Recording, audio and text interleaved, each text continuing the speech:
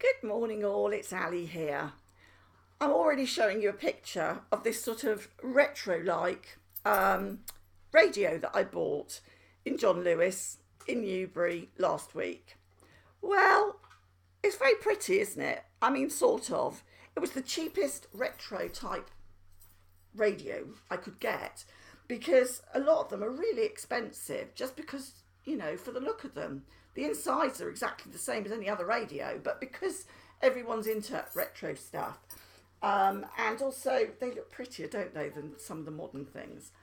Anyway, I went in to buy this radio, and the only place they sold them that we could find was John Lewis in Newbury. So I'm not one for following rules, and I had Rolo with me, my little dog, and I had him in my arms. I picked him up at the door and I went in and I went up the escalators, and Simon's always about 15 seconds behind me because he's disabled. It takes him longer to walk and I can't be asked to wait half the time. I'm so mean.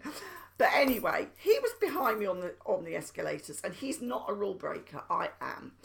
And we went upstairs and I thought, I had Rolo in my arms, and this lady comes up to me, and I was asking, do you sell radios? Where do you sell them in the shop? And before she would answer my question, she went like this. She went, no, no, no, no, no, no, no, no, no. No dogs allowed in here, and you'll have to take him out. So I said, well, okay. I said, but do you sell radios? He's still in my arms. He's not doing anything. He was breathing the same air as her. He hadn't taken a shit or a piss on the floor. No problems there. He was in my arms. So I was sort of like that with him. And she said, she didn't answer my question. No, no, no, no, no, no. She kept waggling her finger. You have to take him out. Out. She said, not even in your arms. And I thought, gosh, she's doing Makaton to me. Have I got learning difficulties of some sort? She's actually doing Makaton. So by this time, Simon's coming up behind me.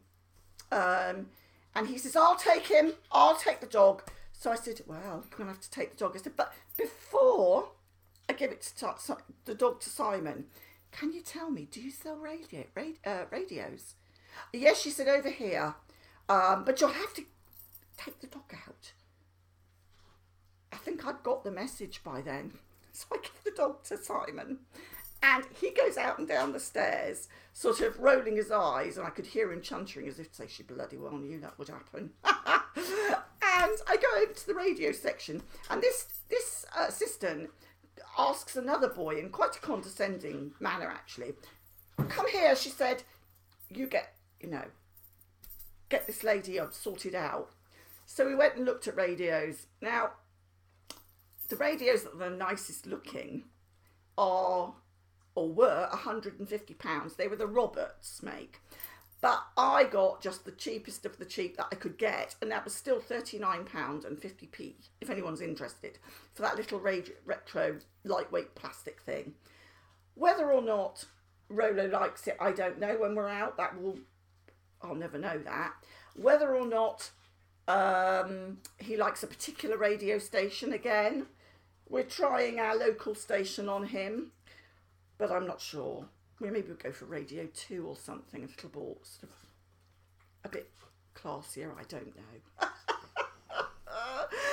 Anyway, when I got downstairs from buying this radio, Simon said, why do you do this? I said, because they had no food in there. There's no reason not to have a dog in there. I don't like things that don't have logic to them. I understand some places don't let dogs in, because especially if there's food around, I sort of get it. I mean, by law, they're not allowed in areas that have got food, are doing food preparation, and that I totally understand. I'm on that, and I know that other people are frightened of dogs, even little dogs, or they're allergic to them. Well, of course, my dog's hypoallergenic. They can't even get me on that one. But I have to say, that was the most ridiculous way of telling someone that the dog isn't allowed. And we'd already gone up the escalators, and somebody had seen us at the bottom, and they just sort of turned a blind eye, obviously.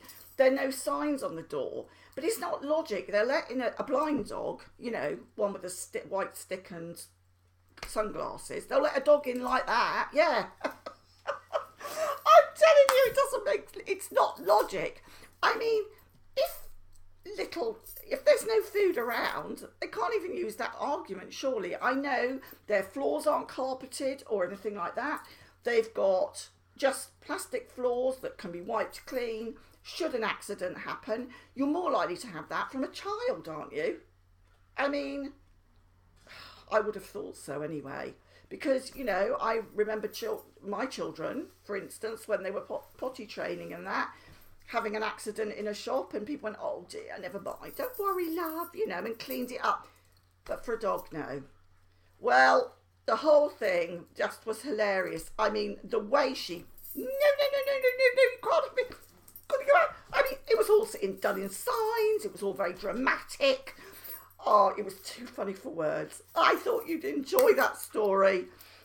No dogs in John Lewis. Whether I remember that every time. I think I'll wait to be chucked out.